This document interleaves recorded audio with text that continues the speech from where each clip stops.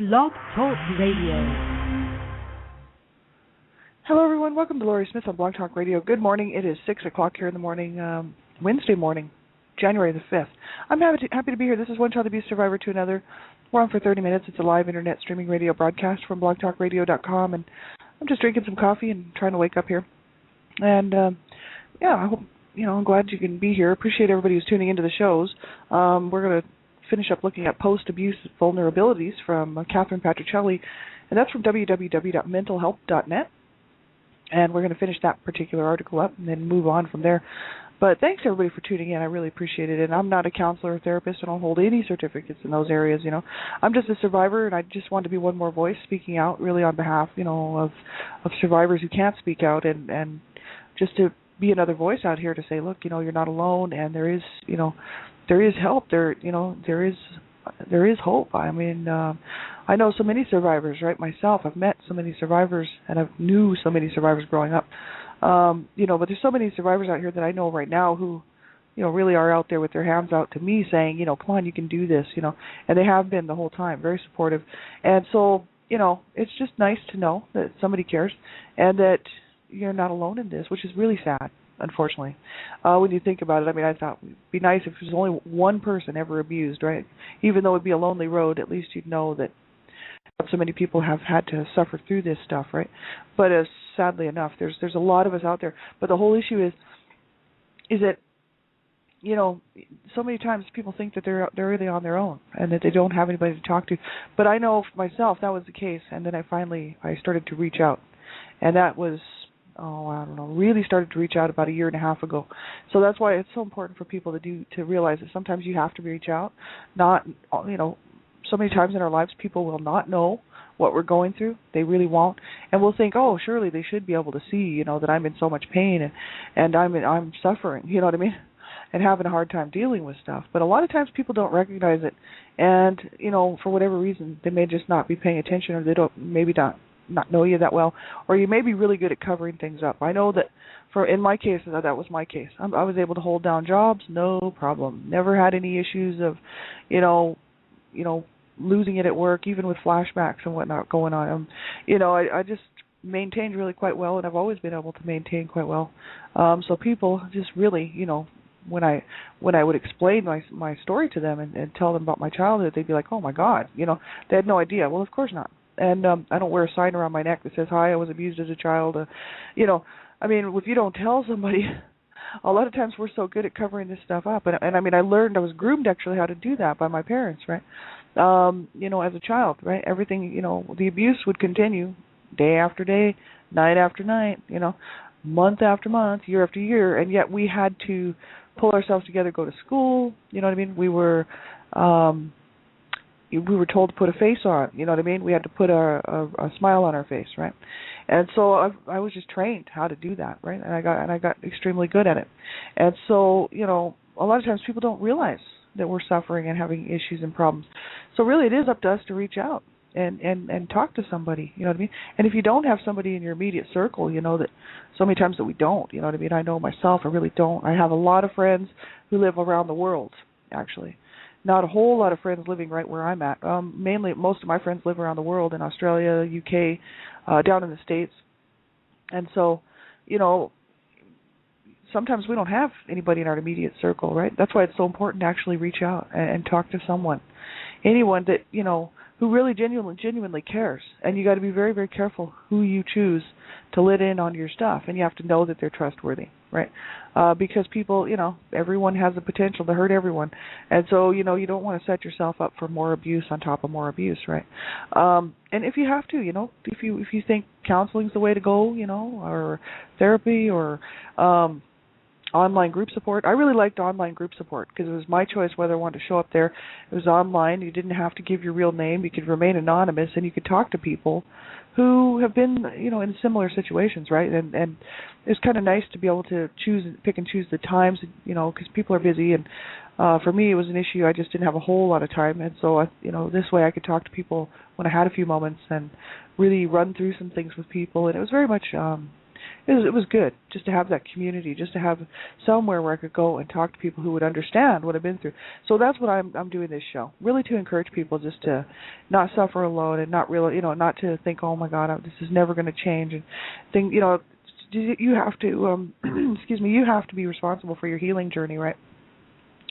And whether or not you're going to choose to allow yourself to heal, period. I know that was my case. I actually had to give myself permission. It's like, oh, okay, I guess I can do this. I'll allow myself to heal.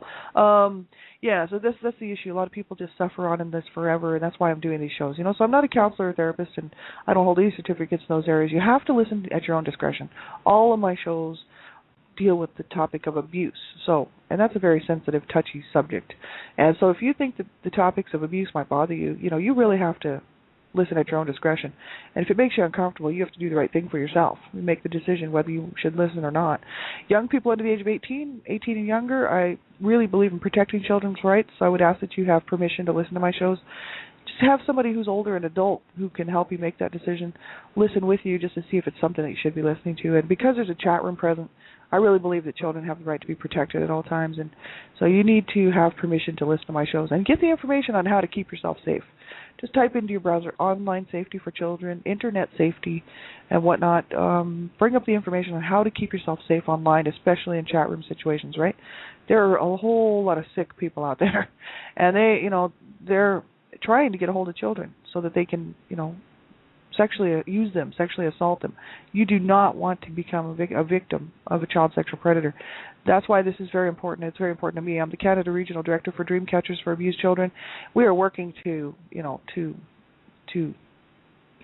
really to try to save children's lives, right, and to try to change this thing. So I'm just saying, anyone under the age of 18 has to have permission to listen to my show. So thanks very much, Gypsy Witch, for being here. I got my good friend from Australia here, and I just love you. Thanks for being here. And we're going to get right back into this article here, Post-Abuse Vulnerabilities. That's from www.mentalhealth.net and from Catherine Patricelli. And she wrote these articles like back in 2005, but it doesn't really matter. This is some good info. And she was talking about abuse is normal. I popped the link into the chat room there if you want to grab that, and you might have seen that already, Gypsy Witch. But she was saying, that people who abused as children often grow up thinking that abuse is normal behavior that everyone experiences and par for the course. So she was talking about that, and she says that they may even feel that the abusive behaviors their partner periodically acts out are proof of passion and love. So we were kind of taking a look at that. And she talks about subclinical abuse, CQLS, saying that some of the disorders and outcomes from abuse might be not sufficient to meet criteria for a disorder. If you were diagnosed, if somebody was diagnosing me, they might, I might have issues, but they may be subclinical, right? So that's what she goes on to talk about. That's where we left off yesterday, talking about these issues. So, things like difficulty developing or sustaining healthy long-term intimate relationships, sexual dysfunction or discomfort with sexual intimacy, low self-esteem, tendency towards self-blame. And not everybody who's been abused would relate to all this stuff, Some people might. I know I relate to some of it. I usually don't relate to all of it, but some of it I definitely relate to and can, totally see where my behavior is very much, similar or the same as what they're talking about. Difficulty expressing anger appropriately, a tendency to have a bad temper, we were talking about that yesterday, and a tendency to put everyone else's needs before your own. Anxious, panicked, or depressed feelings.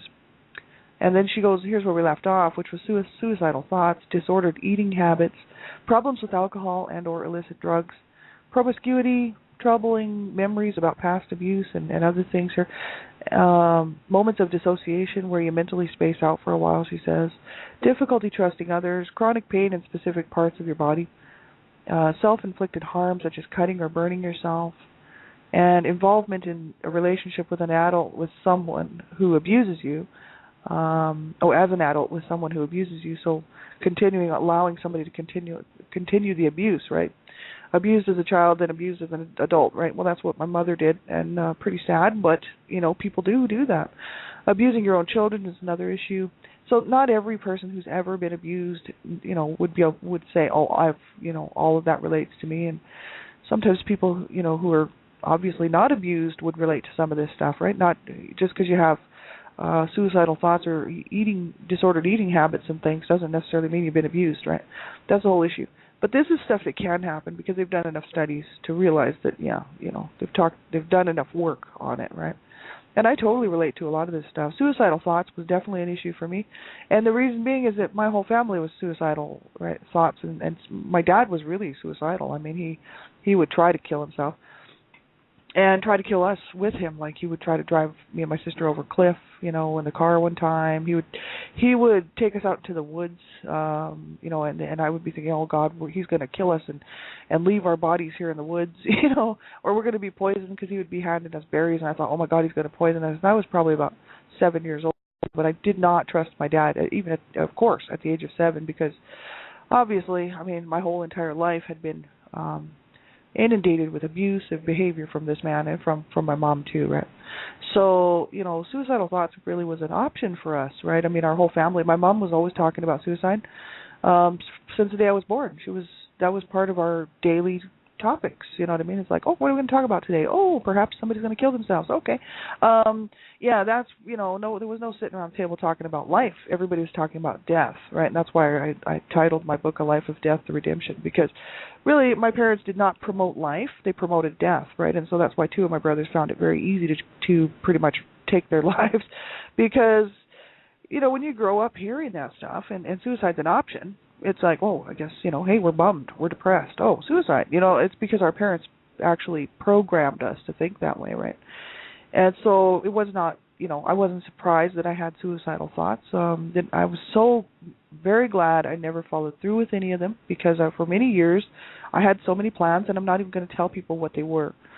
Because I certainly don't want to suggest anything to anybody. The issues are that, I would plan my suicides, but I wouldn't go through with them. Thank God. And the reason being is that something inside of me knew that I wanted to fight and hang on here, right? And so, but it was just a normal thing, because my mom was always talking about killing herself, right? I mean, at any given time, she'd be like, I should just kill myself. I'm so tired of this. And at night, because my mom was manic depressive, right?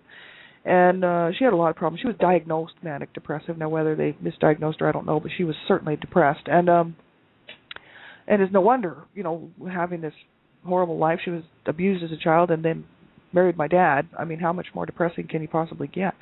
She was pretty depressed. And so, she would be talking about killing herself. My dad would be talking about killing himself, and he would actually be trying to kill himself, which we had to be, I don't know. My brothers used to go and save him, you know what I mean?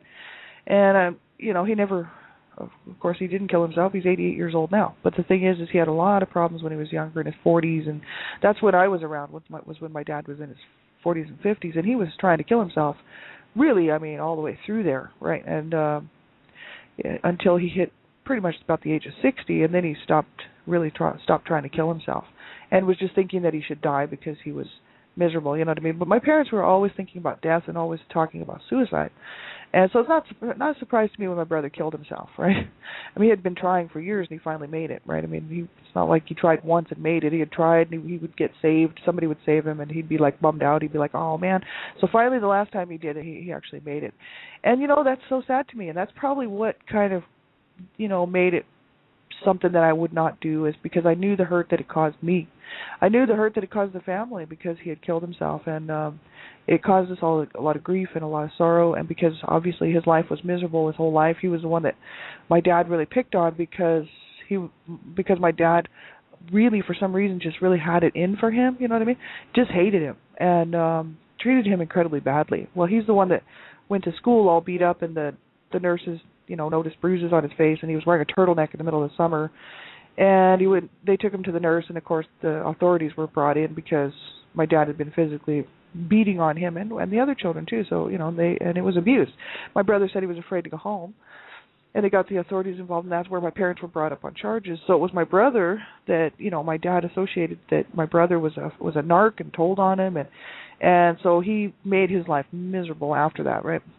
He already had made his life miserable the whole time before that. So my dad, I mean, I really blame my dad, really, for all that, because my dad's the one that really screwed up my brother's head, you know what I mean, and made a mess of his life. And people would, then when he was older, and he of course, finally moved away from home and everything, and got away from my parents, he really had no coping skills. He had no coping mechanisms. He had nothing to go on. Became, he was a drug addict, major cocaine addict, and he had so many problems just trying to deal with life, and finally at the age of 33 killed himself. So I was not surprised, and I was just, when it happened, I just blamed my parents, and I just went and told, they were upset. They were just wondering why I was angry, and I told them, I said, it's your fault. You killed him. You know what I mean? He committed suicide, but it's your fault because you put him there. And, of course, they didn't want to hear that, right? But I was 20 years old, and I was angry. So that's probably what kept me here, is just knowing how incredibly painful it is for the other people left behind, when somebody kills himself like that. I wish my bro hadn't done that. And my other brother, he really did kill himself, too, because he was taking bags of pills. Like, he was a pill popper, and he would overdose on a regular basis and lost so many brain cells because of it, because he'd go into comas and different things. He was a mess, the poor guy, and he was a nice guy. I really liked him, and he was 7 years older than me, and I really thought he was pretty cool, and it's just unfortunate that his life went that way. People say, well, they had choices. Yeah, they did have choices, but they didn't have any way to cope. They didn't have any way to make a clear, good choice for themselves. And even if people would talk to them, they had help because they were in prison off and on. And, people would get a hold of them. They'd be like, oh, you could have a good life. You don't have to completely throw your life away. And they would be like, I know. But in the back of their mind, see, I know where they came from.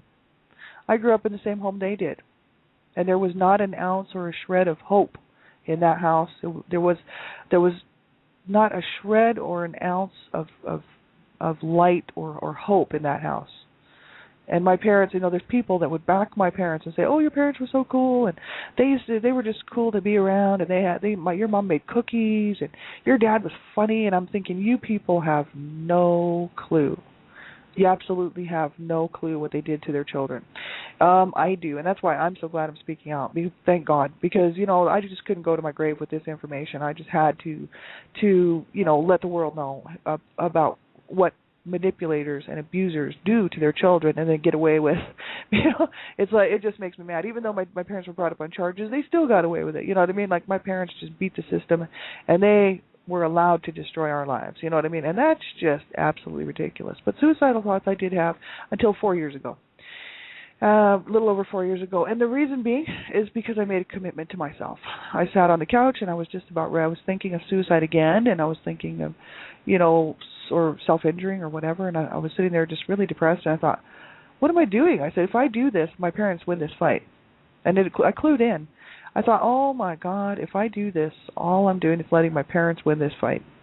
So then I got mad, and I was like, no way, my parents are not winning this fight. I'm going to win this fight, and I'm going to stay alive. I'm going to make a commitment to myself right now that I will no longer, ever, ever attempt to even plan my suicides. You know what I mean? So at that point, I made a real clear decision, and it was a real commitment to myself. And when I make a commitment, man, I'm like on it like a, like a dog with a bone, right? I'm very stubborn and, won't let go of things once I got a hold of it, right? So I knew that once I made a commitment, that would be it. I would never do that again. And I was glad I finally made that decision, because I'm so glad that I'm still here and stuck around. Wish my brothers would have done the same. Very unfortunate that people do these things and think it's the only way out. I mean, for my brothers, it was the only option. And for me, I'm so glad that I could see there were other options, for sure, and really the option of winning this fight, putting the shame and the rage and the anger and the blame where it really went, which was on my parents' shoulders. See, my brothers wouldn't do that. Actually all of my family, I shouldn't say most, every single person that was born of my parents, which is 7 siblings, I'm the 7th, the last and the 7th, every single one of us, have just allowed our parents to win this fight, except for me. I'm the only one speaking out and the only one standing up and saying, absolutely not. That was garbage. That was wrong. And all the other siblings all went along with it. It's like, oh, well, our parents did what they did, and, life goes on, and I'm so depressed, and, oh, life sucks, and that's their attitude, but yet they don't put the blame, and they don't put the shame, and they don't put the anger where it really should be directed, which is at my parents, right? For totally screwing with our heads and totally screwing with our lives and totally screwing with our bodies and everything else, right? It makes me sick, but that's what people do to their children. Not everybody. I know there's got to be some good parents out there somewhere, but I've met a few, actually. I had some friends who had some awesome parents, and I actually got a lot of really good information off them just by watching their behaviors and watching how they interacted with people, watching how they treated me, very decently, like one of a normal kid would hope to be treated like. So there are good people out there. I know this. I know there's good parents out there, but there's a lot of really twisted and sick parents out there as well, who will do nothing to help themselves or to help their children, and will just ruin their children's lives, right? Absolutely horrible. But, it's the way it goes. But we have a responsibility to ourselves to, hey, if we want to have a good life, it's really up to us, you know what I mean? And it's, I can't leave it up to somebody else to do this for me. And that's what I realized 4 years ago, you know what I mean? Is that, Gypsy Witch says she's smiling. That's awesome. Thanks, Gypsy Witch. That's the whole issue. I'm glad, I made this decision because I decided, hey, no, I'm going to have a good life. I do deserve to have a good life. So, and it is literally up to me. It's up to us. I always thought, somebody could come along and take away my pain. I thought about that for years, and I thought someday somebody's going to take away my pain. I know it. They're going to be able to take away my pain. And that was just wishful thinking. I was just wishing somebody could take away my pain. I really had no idea that, it was just going to have to be me to do this, right? And I was the one that's going to have to be responsible for my healing journey, right? So when I finally clued into that, it was a big revelation for me, really, because I thought, oh my God, I'm going to have to do this. I'm going to have to go back and nurture that child. I'm going to have to go back and learn to love myself and undo all the garbage that my parents did.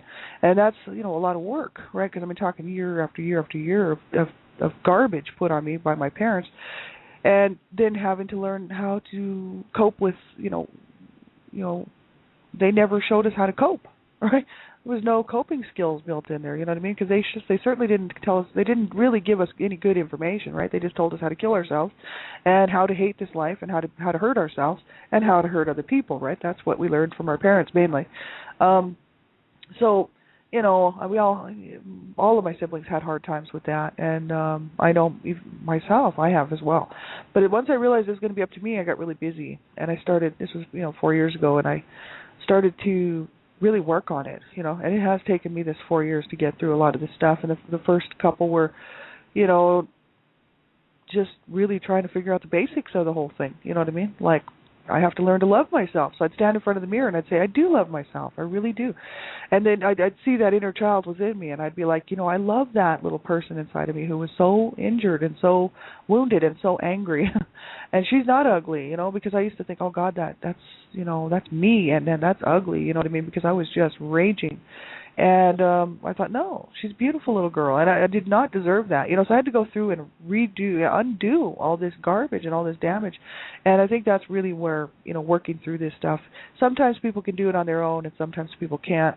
And would I suggest everybody do it on their own? No, you have to know what's good for you. So if you need help, from an outside source like a counselor or a therapist or whatever, then that's what you have to do.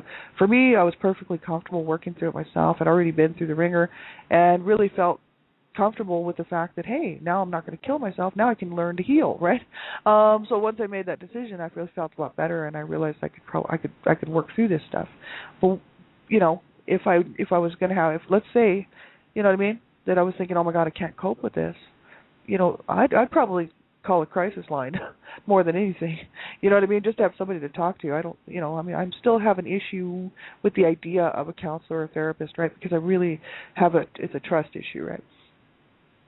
But because I was programmed that all they would do is hurt you, right? My parents were told to get counseling, and they would be like, well, all they want to do is get our information and use it to hurt us and all this stuff, because my parents were, when they were brought up on charges, were told to go get court-ordered counseling, right? They were told to go get marital counseling as well as counseling for themselves because of their mental issues. My dad was borderline schizophrenic at the time. He still is.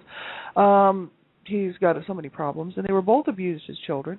My mom was manic depressive and had all kinds of issues, and they said, you need to get your own counseling as well as marital counseling and family counseling, and those kids need counseling. And so my parents went to 2 sessions, and that was it, right? So they didn't want to get any help. They didn't trust the system, and they certainly didn't trust anybody.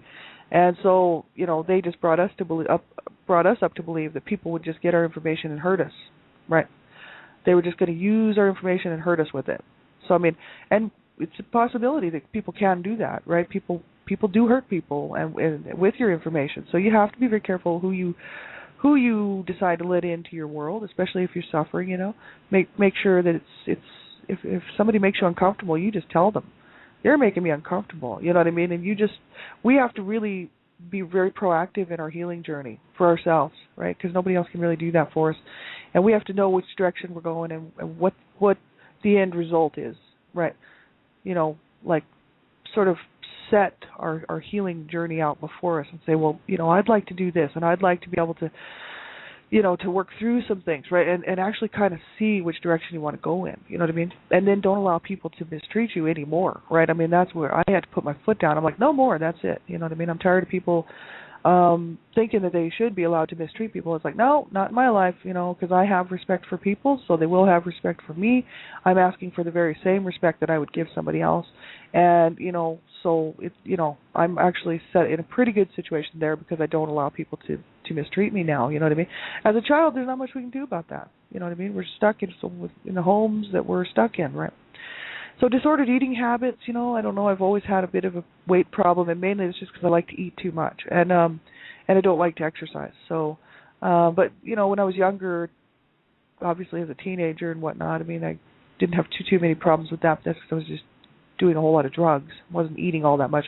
But now as an adult, I find that I just like to sit around eating comfort food and hanging out and stuff. And so, I don't have any real disordered eating habits, I don't think. I just need to watch how many snacks I'm having and sort of straighten up, because I can eat healthy when I want to, but I know that some people do have issues with that, and it's a real problem.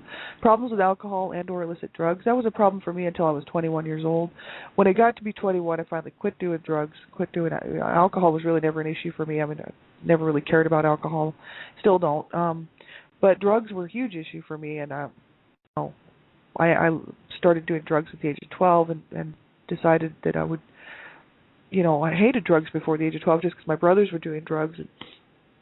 And I thought, well, I'll never use drugs, right? And then at the age of 12, I thought, no, man, I'm gonna do drugs. And I thought, I'm going to destroy my body before my parents can. And really that's what it was all about. It was like, hey, I'll do more damage than you can, you buggers. And so that was my issue, is I was trying to, it was just my way of lashing out, really thinking that I was lashing out at them when actually all I was doing was hurting myself. But, I mean, I'm at the age of 21, I decided that's it. I'm done with that. It's a horrible lifestyle. I mean, I would have probably ended up like my brothers on the street and just, not doing well and dying from these drug overdoses, right? So I decided to get off the drugs, right? So that's good. I'm glad that I did. And, have I had any problems with that since? No, absolutely not. And so that's 21, I mean, at the age of 21, so that's 24 years ago, right?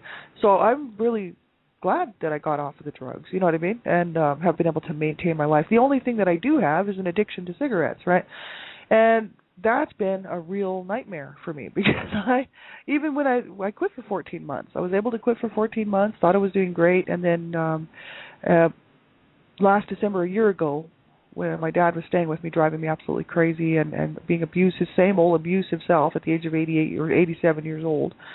And I disclosed to my sister that I was being sexually molested and abused as a child, and was really stressed out at the time and needed a cigarette. So I'm so mad that I actually went back to smoking. But I'll quit that too, right? I mean, I'm going to get a grip on this stuff, right? And it's really, just my choice to do that. And not everybody, would, it's up to you. You know what I mean? But for me, I just know that I need to quit smoking. I've been smoking forever. And it's just, all it is a crutch for me. Because I think about it. I'm thinking, why am I smoking?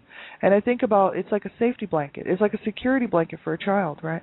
It's all this stuff that I didn't get as a child, this nurturing, this feeling of safety, of security, that parents are supposed to create for their children, or at least attempt to, right? And I think that I use cigarettes for that. It's like my pacifier. It's my safety blanket. It's my little stuffed animal that I have to drag around with me because I feel unsafe, insecure, and for whatever reason, I think that I still need this stuff, and now I realize that I really don't. Thanks everybody for being here. I appreciate it so much. I'll be back on tonight. My own show, Child Abuse Prevention, Human Rights Abuse Prevention, is up to us, and at 9:30 p.m. Mountain Standard Time. Then I'll be on Dreamcatchers Talk Radio as well, 10 o'clock p.m. Eastern Standard Time here, and hope you can tune in for those. And thank you so much for being here. It's just awesome to have the support, and for people who are joining me for my healing journey. I really appreciate that, because this is what this is for me, really, is just walking through my healing journey. And so I appreciate all the support. And thank you all. And, if you need something, you get a hold of me. If you need something on Blog Talk Radio, I'll be around. You can contact me on Facebook. I love to have friends. The more friends, the better for me. And I really do care about people. So, if I have any information that I can possibly pass on to you that I've come across, please contact me. Whatever you do, you just keep hanging in there. That's my big message, Do not ever give up. Not ever. I'm so thankful to be on this side of this thing. And 4 years later, being able to walk through this, and I feel so much better than I did, 4 years ago when I was ready to end it and give it up. So please don't ever give up. That's not an option. You got to stay with us. You got to, and I have people in front of me saying you can do this. You know what I mean? And so that's what I'm trying to do, is encourage other people. So yeah, never give up, because you certainly didn't deserve that. You deserve a whole lot better. Thanks everybody for tuning in, and we'll talk to y'all later. Bye bye.